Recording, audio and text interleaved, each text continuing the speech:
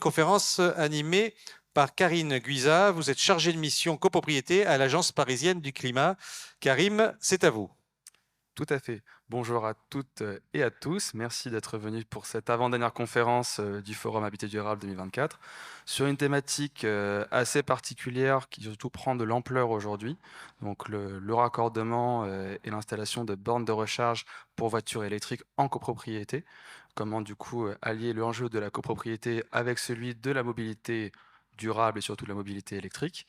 Donc, on a prévu une présentation avec du coup Nadan ici présente, Catherine Nadan ici présente d'Avéré France, qui va durer 25 minutes avec du coup un gros temps de questions-réponses à la fin de 20 minutes. Donc, je vous invite à garder vos questions pour la fin et sans plus attendre, à vous de jouer. Alors, bonjour à toutes et à tous. Merci pour votre présence à cette conférence autour de l'installation des bornes de recharge en copropriété. Alors, je travaille pour l'Aver France, donc c'est l'association professionnelle qui accompagne la transition vers la mobilité électrique. Et on porte au sein de notre association le programme Advenir, qui est le programme qui finance l'installation des bornes de recharge. Donc, je vous partagerai en fin de présentation les différentes aides qui sont mises en place par le programme. Et on a un volet de sensibilisation qui s'appelle Advenir Formation, pour lequel j'interviens sur la région Île-de-France, avec notamment une formation dédiée aux copropriétaires et aux syndics de copropriété, qui dure 2 heures, qui est complètement gratuite, pour vous accompagner dans cette transition. Alors aujourd'hui, on est sur un format beaucoup plus accéléré de la présentation. Je vais essayer d'aborder les points essentiels et je vous inviterai à la fin de la présentation à participer à un de mes webinaires. Et puis, vous aurez du coup l'occasion de poser aussi vos questions tout à l'heure. Alors, pour présenter les éléments de la formation, je vais juste revenir un instant en arrière. On aborde dans la formation 4 chapitres. Un premier chapitre sur les bénéfices de la mobilité électrique de manière assez générale pour apporter des éléments de contexte et puis pour présenter aussi des chiffres autour de l'arrivée des véhicules électriques en France. Un deuxième chapitre beaucoup plus axé sur la réglementation et notamment une synthèse de tous les éléments réglementaires à connaître quand on a un projet d'installation de bornes de recharge en copropriété. On a ensuite un troisième chapitre qui est plutôt dédié à des éléments techniques et notamment la présentation des différents schémas d'installation électrique lorsqu'on souhaite installer des bornes de recharge en parking collectif. Et un dernier chapitre sur les différentes bonnes pratiques à avoir quand on a un projet et les aides actuellement disponibles pour les copropriétés. Donc ça, c'est le sommaire de notre formation. Et aujourd'hui, donc, on va être sur un format bien plus accéléré. Donc, on va aborder que quelques points. Et pour commencer, par rapport à des éléments de contexte, je vous présente le bilan des émissions de gaz à effet de serre au niveau national. Donc, représenté au niveau de la borne de recharge, on voit que 30% de ces émissions sont liées au transport. Et donc ça, c'est dû au fait qu'aujourd'hui, on utilise principalement des véhicules à énergie fossile. Et donc, on brûle des carburants qui vont émettre directement de la pollution et notamment du CO2. Et lorsqu'on regarde de manière un peu plus détaillée ces 30%, on voit que plus de la moitié est due à des véhicules individuels. Donc il y a un vrai enjeu aujourd'hui de trouver des solutions pour réduire cet impact-là. Et donc on parlait de mobilité durable, donc ça fait partie aussi des enjeux, puisque l'idée, ça va être qu'on ne va pas remplacer un véhicule thermique par un véhicule électrique. On va essayer aussi de se questionner sur nos modes de déplacement et si possible, du coup, se déplacer à pied, à vélo ou en transport en commun. Donc la mobilité électrique apporte une des nombreuses solutions qui existent pour une mobilité plus saine. Et pour accompagner cette transition, on a notamment la loi relative à la transition énergétique pour la croissance verte qui a été votée en 2015 en France, qui fixe différents leviers d'action par rapport à l'arrivée des véhicules propres, mais aussi par rapport aux modes de consommation qui sont en train d'évoluer. Et puis, on a surtout une échéance que vous connaissez peut-être, celle de 2035. Donc, à compter de 2035, il faut savoir qu'on ne pourra plus acheter en véhicule neuf des véhicules roulant à l'essence ou au diesel. Ce sera uniquement des véhicules zéro émission qui seront mis en vente en véhicule neuf. Alors, bien évidemment, sur le marché de l'occasion, on pourra encore acheter des véhicules essence diesel. Mais voilà, il faut avoir en tête qu'en prévision de cette échéance, on a déjà des transitions qui sont en cours, notamment, on le voit à travers les catalogues de véhicules qui sont vendus. On a de plus en plus de véhicules électriques en vente sur le marché. Et donc, par rapport à cette transition, pour ce qui va concerner les copropriétés, donc on a ici une présentation des éléments de contexte, puisque aujourd'hui, les utilisateurs de véhicules électriques, l'avantage pour eux, ça va être de pouvoir se recharger à leur domicile. Et on sait qu'en France, un ménage sur deux réside en logement collectif. Donc il y a un vrai enjeu d'accompagner cette transition en accompagnant l'installation des bornes de recharge en logement collectif. Donc voilà pour quelques éléments de contexte. Autre chapitre abordé au sein de notre formation, donc c'est l'aspect réglementaire. Et pour vous présenter un peu les différents textes réglementaires qui concernent l'installation des bornes de recharge en copropriété, on a d'abord la loi de 1965, donc qui a eu une actualisation, avec notamment une obligation qui est aujourd'hui échue de mettre à l'ordre du jour de l'Assemblée générale la question de la réalisation d'une étude pour la mise en place de bornes de recharge. Donc l'obligation, elle devait être tenue avant le 1er janvier 2023. Donc c'est daté maintenant. Mais l'idée de cette obligation, c'est d'avoir une réflexion globale au sein de l'AG afin d'éviter d'être dépassé dans les années qui viennent par les multiples droits à la prise qui pourraient se succéder. Alors qu'est-ce que c'est que le droit à la prise? Donc on en parle aussi dans cette formation, c'est le droit pour tout utilisateur de véhicules électriques qui réside en logement collectif qui a accès à une place de stationnement, qu'il soit locataire ou copropriétaire, d'équiper sa place de stationnement avec une borne de recharge. Donc pour ce faire, il va payer du coup les travaux lui-même et il va transmettre un dossier technique d'installation au syndic de copropriété. On parle aussi dans la formation, et là je ne rentrerai pas dans le détail de ces éléments, mais du décret IRVE. Donc IRVE, c'est infrastructure de recharge pour véhicules électriques. On aborde également la LOM, la loi d'orientation des mobilités, avec notamment les différentes obligations de prééquipement sur des bâtiments plus récents, et la loi climat et résilience pour des modèles de financement dont je vous présenterai après. Et pour revenir donc quelques instants non, en fait, je pensais avoir une diapo sur le droit à la prise, pardon.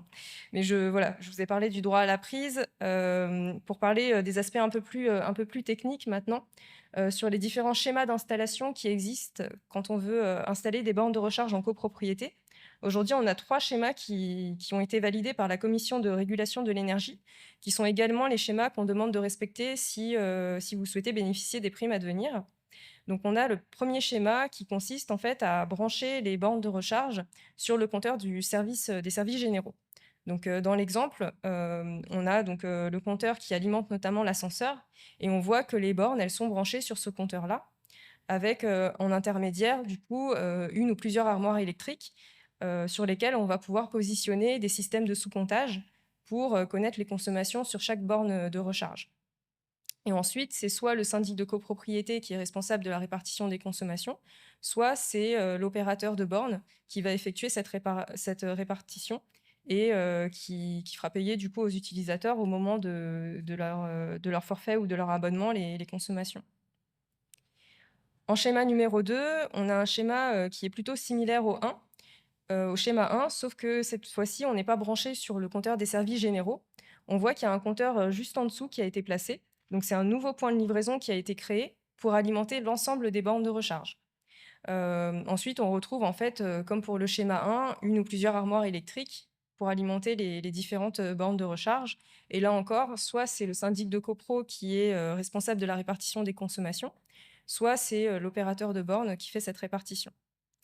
Et enfin, on a le dernier schéma, donc le schéma numéro 3.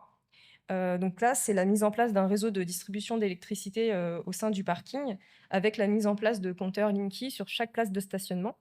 Donc c'est notamment le schéma d'installation qui est proposé par le GRD, qui permet donc d'alimenter pour chaque place de stationnement avec son propre compteur une borne de recharge. Donc voilà rapidement les différents schémas aujourd'hui d'installation d'infrastructures collectives pour la mise en place de bornes de recharge. Au niveau des différents modèles de financement qui existent, Donc, il y a 3 possibilités pour la copropriété. Soit elle finance elle-même l'infrastructure, et du coup, donc elle fait réaliser des devis et elle valide une solution en assemblée générale. Deuxième possibilité, c'est de passer par du préfinancement. Donc là, c'est lorsque la copropriété fait le choix de passer par un tiers investisseur. Donc c'est l'entreprise qui va effectuer les travaux et qui va mettre en place du coup l'infrastructure collective qui va payer cette installation. Donc c'est sans reste à charge pour la copropriété.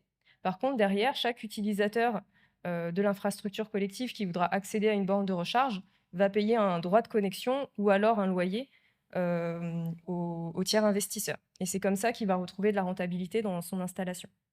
Et comme il est propriétaire de l'installation, le tiers investisseur, c'est également lui qui va avoir la charge de tout ce qui va être entretien, maintenance de cette infrastructure collective. Et en point 3, la troisième possibilité pour la copropriété, c'est de passer donc, par le GRD, donc majoritairement le GRD en France c'est Enedis, pour faire du préfinancement également. Donc cette fois-ci, on est sur la base du schéma 3 que je vous ai présenté tout à l'heure, avec un compteur Linky sur chaque place de stationnement. Et donc là, c'est également donc, le GRD qui effectue les travaux à ses frais. Et c'est chaque copropriétaire qui demandera l'installation d'un compteur Linky sur sa place de stationnement, qui va payer du coup un droit de connexion au GRD, l'installation d'un nouveau compteur Linky, et ensuite il devra prendre donc un abonnement auprès d'un fournisseur d'électricité et il payera ses consommations sur sa borne de recharge. Et pour vous présenter enfin les différentes aides disponibles mises en place par le programme Advenir.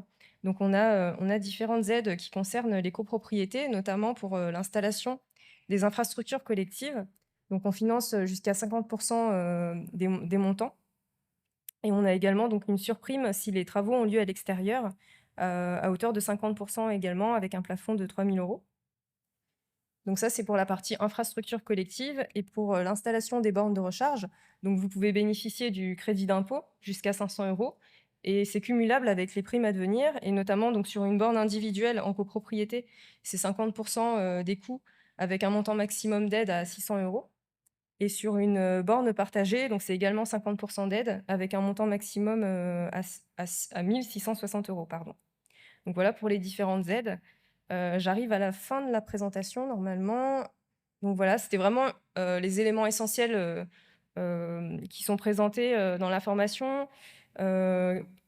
Survolés, puisque vraiment le webinaire, il est beaucoup plus complet.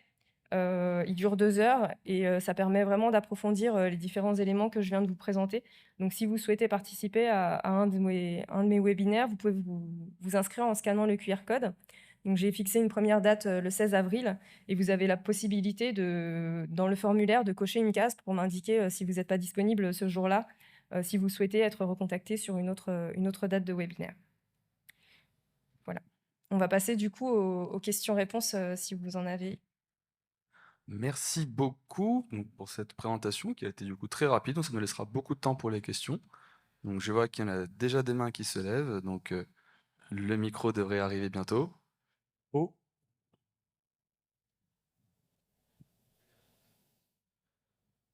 Bonjour, donc moi j'habite une copropriété de 30 lots, on n'a pas de parking, et moi j'étais venu pour la question je pensais plutôt au vélo ou aux trottinettes électriques. Est-ce que je suis hors sujet ou est-ce que ça peut rejoindre la présentation, le sujet de la présentation? Alors pour la partie advenir, effectivement, on se concentre beaucoup plus sur les véhicules électriques et l'installation des bornes de recharge. J'aurais pas forcément d'éléments à communiquer sur la partie mobilité douce plutôt. Pour ce sujet-là précisément des vélos, il y a des aides qui existent effectivement, ça s'appelle des programmes alvéoles. Ce que je vous invite à faire, c'est prendre contact dans ces cas-là avec le conseiller France Rénov par mail ou bien prendre rendez-vous téléphonique et pour aborder avec vous les modalités pour installer du coup des bornes de recharge pour vélo dans votre copropriété et puis notamment le financement qu'il peut y avoir derrière. Autre question? Qui est-ce qui veut poser une question, monsieur? Oui, bonjour, monsieur Rana Rivel, Tour Tokyo, 20 avenue d'Ivry, 75 013 Paris. Donc nous avons 5 niveaux de parking, grosso modo 310 lots, bon, à peu près presque autant de véhicules, de places de parking. Nous avons voté dernièrement en Assemblée générale l'installation de bornes de recharge. Maintenant, j'aurais voulu bien sûr être certain que une des 3 modèles de financement et certaines aides nous serait possible, compte tenu que nous avons actuellement à financer la rénovation de notre installation électrique et enfin quelque chose qui nous coûte à peu près 3 millions d'euros. Donc, est-ce que l'installation de vos bornes atteint un niveau assez important et que l'aide ne suffirait pas risquerait de dissuader nos copropriétaires d'en installer ou être peu nombreux à en installer si c'est tel type de, de schéma d'installation qui est décidé. Alors, par rapport à l'installation des bornes, c'est bien enfin, vous pouvez demander l'aide à devenir pour chaque borne qui est installée. Et sur l'infrastructure collective, donc on finance 50% de l'infrastructure collective avec un montant maximum jusqu'à 100 places de stationnement. Et au-delà de 100 places de stationnement, pour chaque place supplémentaire, c'est 75 € de montant d'aide qui peut être demandé. Donc en fait, il n'y a pas de limite sur l'aide. Attendez, je vous amène le micro pour. Donc, il y a 100 places de stationnement qui sont privilégiées et pour les 200 autres, Non, justement, en fait, il y a 100 enfin, on a un premier plafond à 100 places et au-delà de 100 places, c'est 75 € d'aide qui peuvent être demandés par place de stationnement. Alors, le coût d'une installation. Voilà. Ça va vraiment dépendre de la taille du parking. Et le mieux, c'est de faire des devis. Mais on estime que le coût par propriétaire est entre 3 et 600 € par place de parking. Voilà. Mais vraiment, il n'y a rien de mieux que de faire des devis. Et donc, chaque place de parking de votre parking pourra être accompagnée via l'aide. Voilà, une autre question? Attendez, je vous amène le micro, madame. Voilà, présentez-vous et posez votre question. Sauvage. Est-ce que le coût des bornes varie en fonction du fait qu'on recharge rapidement ou pas? Voilà, quel est l'impact du coût de la borne sur la vitesse de recharge? Ah. Alors, j'avoue, C'est une question technique. Hein. Oui, c'est assez technique. Je pense que oui, Ludovic pourra répondre. Donc le coût de la borne, l'impact va être marginal. En fait, en copropriété, les bornes de recharge peuvent pour la plupart fonctionner à différents niveaux de puissance et auront un coût similaire. En revanche, ce qui n'est pas conseillé et pas financé par le programme, c'est si vous voulez recharger à des niveaux de puissance élevés, il vous faudra passer par des installations triphasées. Voilà. Mais grosso modo, ce qu'il faut retenir de tout ça, c'est qu'en copro, la puissance de recharge recommandée, c'est 7,4 kW. Pas besoin d'aller au-delà. Donc là, il n'y aura pas d'impact sur le prix. Et on va dire les prix sont assez équivalents. En revanche, il faut toujours faire jouer la concurrence pour vous assurer d'avoir le meilleur prix. Voilà, une autre question. On va amener Morgane un micro à Ludovic, comme ça. Voilà, monsieur, peut-être présentez-vous et posez votre question. Bonjour, monsieur Lassalle. Je suis dans une copropriété de 200 lots. J'ai une question, je vous ai déjà vu tout à l'heure, madame, mais donc vis-à-vis du droit à la prise, et sachant que dans notre copropriété, nous avons déjà signé une convention et nous avons donc une solution d'infrastructure 2 qui a été appliquée, est-ce que si moi, en tant que particulier, je demande avec le droit à la prise une installation que je finance moi-même, est-ce qu'il y a opposition avec le fait qu'il y ait déjà un opérateur qui soit sur place et préinstallé? Alors, normalement, non, le syndic de copro ne pourra pas s'opposer à votre droit à la prise. Enfin, si, il pourra. Pardon, je me suis mal exprimée. Si le syndic de copro souhaite s'opposer à votre droit à la prise, il pourra le faire, puisqu'il y a le motif, il y a un des motifs légitimes qui est qu'il y a déjà des travaux qui sont prévus d'installation. Mais s'ils ne le font pas, s'ils ne s'opposent pas à votre droit à la prise, vous pouvez tout à fait mettre en place votre borne de recharge. Alors, je me permets du coup cette question pour rebondir, mais dans ces cas-là, il serait envisageable dans une copropriété, par rapport au schéma que vous nous avez montré, d'avoir deux schémas qui coexistent.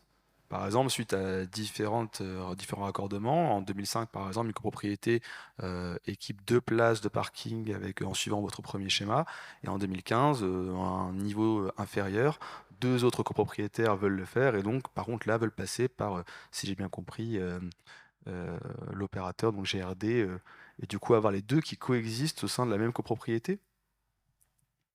Oui, c'est possible, oui. C'est- Techniquement, Je me permets un petit complément. Donc, oui. c'est légalement possible, c'est évidemment pas le modèle à favoriser. Quand une copropriété a fait le choix d'un opérateur, il faut a priori choisir cet opérateur parce que c'est ce qui a le plus de sens puisque vous avez déjà payé pour des équipements collectifs dont vous bénéficierez par ce biais. Et surtout, si vous vous lancez dans un projet de droit à la prise un peu en parallèle du projet existant, eh bien, en fait, vous allez vous-même prendre des risques parce que votre syndic, et si votre syndic est avisé, il vous opposera un refus sur un motif légitime qui est qu'il y a déjà une installation. Donc, c'est légalement possible dans certains cas très, très particuliers si votre syndic ne vous... Voilà. Mais par contre, c'est vraiment pas à privilégier. Si vous êtes concerné par une copropriété qui est déjà équipée, la bonne pratique sera de passer par l'opérateur en place. Voilà, c'est bien clair. Une autre question? Je vais en avoir une encore du coup pour rebondir, parce que on dit des fois que trop de choix tue le choix, et donc là il y a trois possibilités pour se raccorder, et finalement comment arbitrer en tant que copropriété qui veut du coup se raccorder? Quels sont les éléments à prendre en compte pour choisir l'un des trois schémas pour se raccorder, à quel opérateur se confier finalement? Parce que de ce que je comprends, une fois que c'est choisi, on s'y engage, on a intérêt à y rester. Donc comment être sûr qu'on fait le bon choix? Bah là, ça va dépendre de chaque copropriété, du fonctionnement au sein de la copropriété, en fonction de qu'est-ce qui est choisi pour faire la répartition des consommations.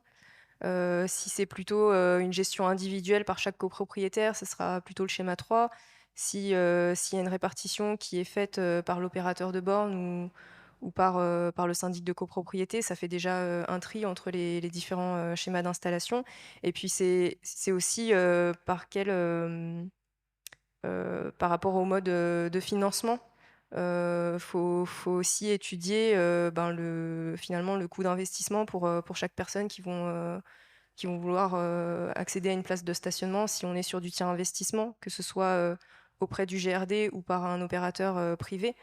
Là, pour le coup, l'idée, c'est plus il y aura d'études, de devis qui seront faits, mieux ce sera pour la copropriété pour étudier la meilleure solution pour elle.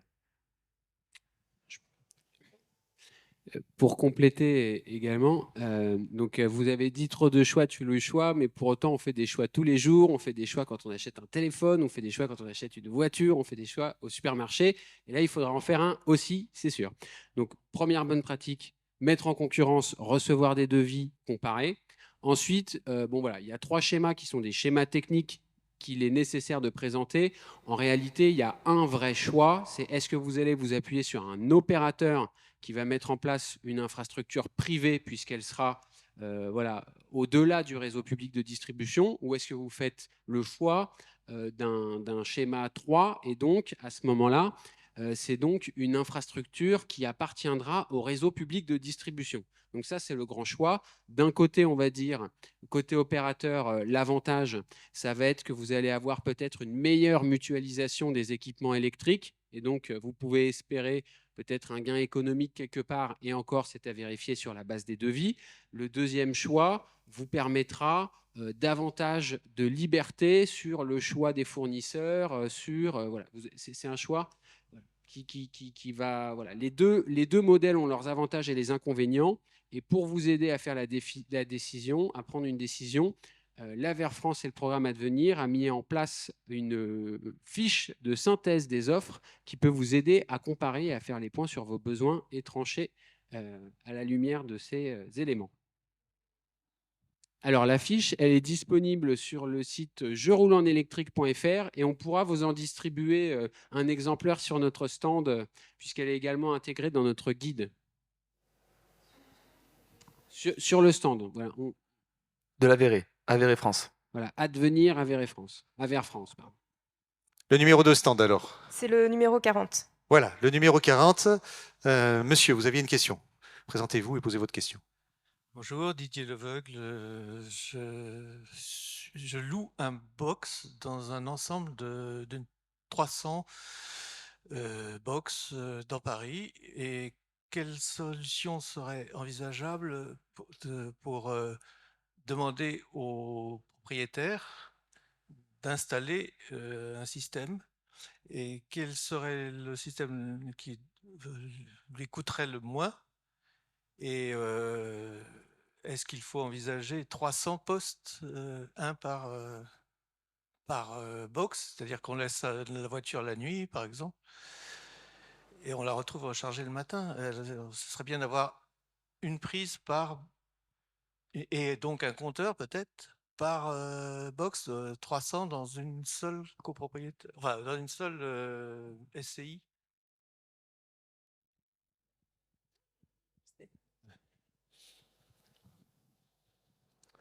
Alors, qui répond là?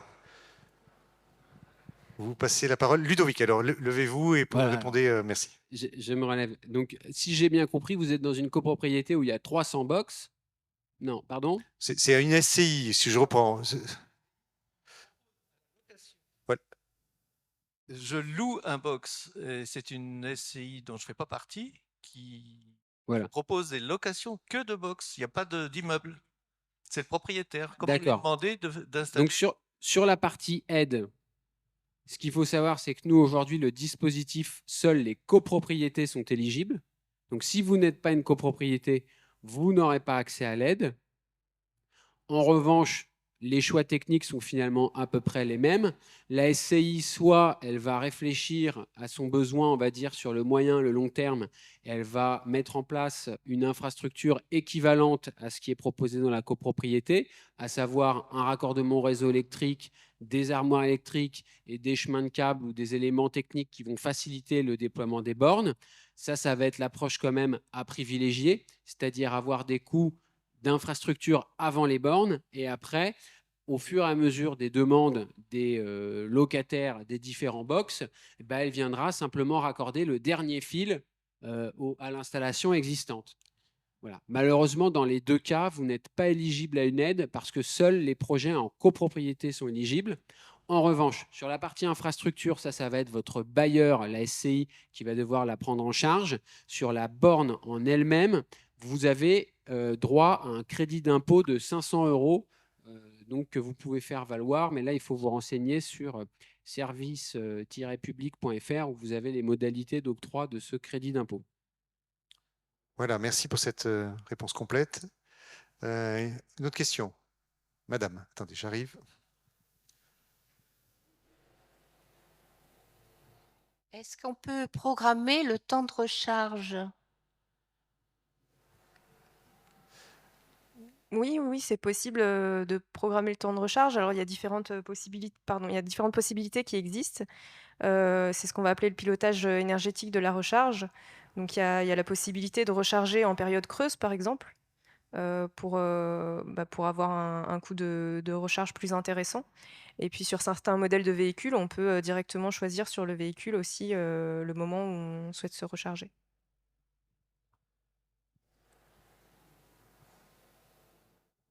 Voilà, madame, une question?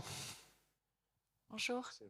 Est-ce qu'on pourrait imaginer des recharges portatives? C'est-à-dire, en fait, on n'aurait pas besoin de recharge, enfin, il y aurait une espèce de boîtier dans lequel on viendrait déposer notre recharge et puis on en prendrait une autre qui serait déjà chargée, en fait, pour pas avoir à attendre et puis peut-être justement pour qu'elle se recharge à des moments où la demande est faible et du coup, ce serait moins cher. Vous voyez ce que je veux dire? Un peu comme des bouteilles de gaz, en fait, qui seraient laissées en consigne et qui tourneraient.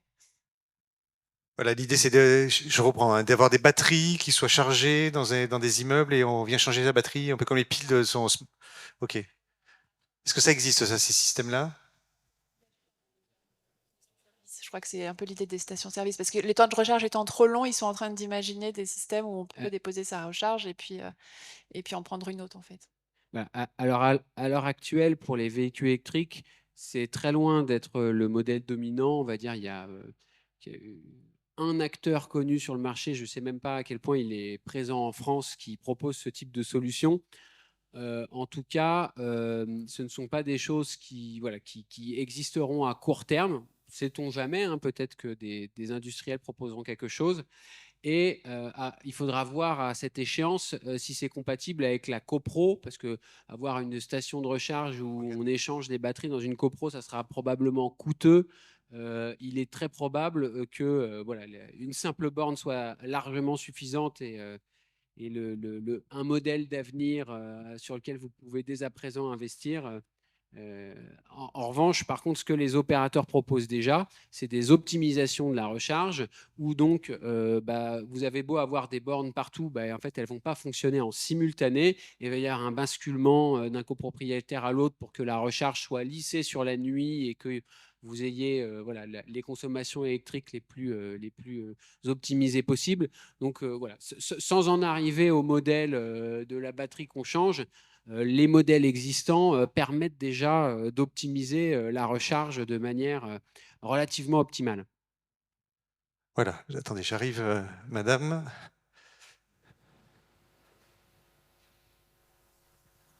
Je dois avouer que je ne suis pas totalement concernée directement, mais j'ai vécu au Canada et ils avaient tous leurs bornes pour, pendant l'hiver, recharger la batterie. Et il y avait donc des systèmes de bornes, des systèmes de recharge transportables. Est-ce que vous avez été voir comment ça se passait actuellement dans ces pays froids, dirons-nous, où eux, pendant l'hiver, ils ont ce système de recharge de bornes? Vous avez compris la question, Ludovic? Bon, Ludovic, on aurait dû vous mettre une chaise sur l'estrade. Hein. Oui, on a compris, enfin, j'ai bien compris la question. Voilà, on n'a pas spécifiquement été chercher les retours d'expérience au Canada, mais si vous avez éventuellement des références, on sera ravis de creuser. Bon, en tout cas, force est de constater que sur le vieux continent, ce n'est pas encore des choses qui sont largement diffusées, mais à suivre. Voilà, pourquoi pas. Voilà, monsieur, vous vouliez reposer une question? Voilà. Dans notre copropriété, c'est une question qui sera posée. Est-ce que mon voisin peut se brancher sur ma prise? Et vice-versa. Et vice-versa, bien sûr. Voilà, la question de la mutualisation de la prise. Alors ça, ce sont des questions davantage à adresser aux opérateurs qui vont potentiellement équiper votre copropriété. Mais il y a des systèmes d'identification usagée qui sont aujourd'hui la norme et qui permettent, avec un badge, de déclencher une recharge. Et donc, si vous n'avez pas le badge, vous ne déclenchez pas la recharge. Voilà, donc, on a des systèmes de facturation du coup par badge. Bonjour, Éric Juillot. Moi, je suis dans une copropriété 50 lots à Nanterre. Donc, on a une installation par un opérateur, c'est The Plug. Et donc, vous disiez, donc il est propriétaire de cette infrastructure, il facture. Mais est-ce que ça revient à un moment, la propriété, à la copropriété, au bout d'un certain temps? Alors là, du coup, c'est à regarder au sein de la convention qui a été signée avec The Plug. Normalement, il y a des conditions, effectivement, pour que, à un moment donné, la copropriété puisse reprendre la propriété de l'infrastructure collective. Donc, soit au bout d'un certain nombre d'années, soit à partir du moment où toute l'installation est terminée, mais c'est à vérifier en lecture de la convention. Voilà, un corollaire à cette question, j'en profite. Par défaut, il n'y a pas quelque chose qui est marqué dans les contrats? Est-ce que Ludovic... Alors, il n'y a pas forcément quelque chose qui est marqué par défaut dans les contrats. En revanche, si votre opérateur ou votre copropriété a bénéficié d'une prime, le programme à devenir impose un certain nombre d'exigences minimales pour garantir une certaine qualité de service. Et parmi ces exigences est présente l'obligation d'avoir dans la convention une clause de rachat au bénéfice de la copropriété à un montant ou avec une méthode de calcul connue au moment de la signature. Donc, si votre copropriété a bénéficié d'une aide, par défaut, il y aura une mention dans votre convention. Si votre convention a été signée hors aide à devenir, à ce moment-là, ça sera en fonction de ce que votre copropriété a négocié ou pas avec son prestataire. Voilà, c'est clair. Pour bénéficier des aides, il faut respecter cette convention. Voilà, monsieur. Est-ce que l'on est marié avec le même opérateur pour ce qui est de la maintenance pour les années qui suivent? Voilà, donc une fois que le rachat a eu lieu, est-ce qu'il faut continuer à travailler avec le même opérateur ou pas? La maintenance. Oui, alors, ça va être à peu près la même chose. Donc, en fait, on va parler de période d'exploitation. Donc, voilà, un opérateur, s'il équipe et il exploite une copropriété, c'est aussi pour avoir le bénéfice d'offrir un service pendant une durée déterminée. Donc, dans les conventions sont mentionnées des durées d'exploitation. Et là, c'est pareil. Soit votre contrat a été négocié, on va dire, en bilatéral, et à ce moment-là, sont présentes les clauses que votre copropriété a négociées. Soit vous êtes passé par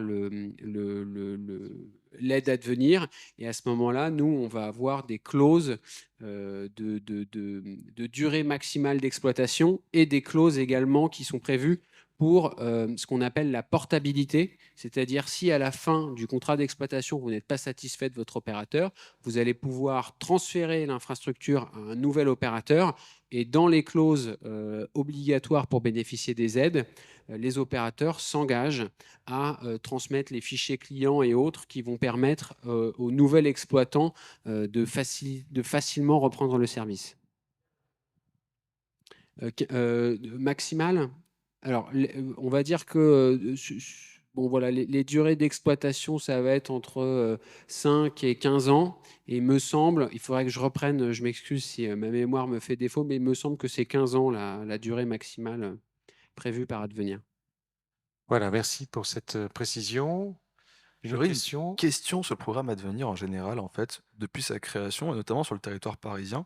Est-ce que vous avez une idée du nombre de copropriétés que vous avez accompagnées finalement? Qu'est-ce que ça représente aujourd'hui en termes de subventions, d'installations depuis l'origine du programme? Alors, sur les copropriétés, j'ai le chiffre à jour à fin mars.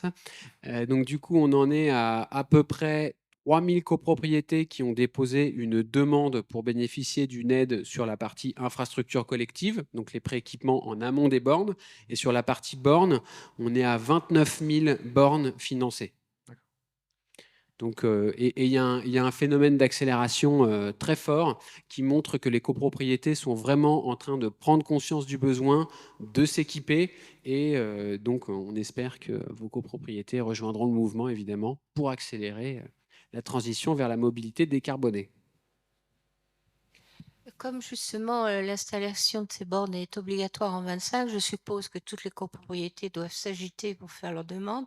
Est-ce que vous pouvez nous préciser les délais pour faire un devis, d'une part, et les délais pour la réalisation des travaux?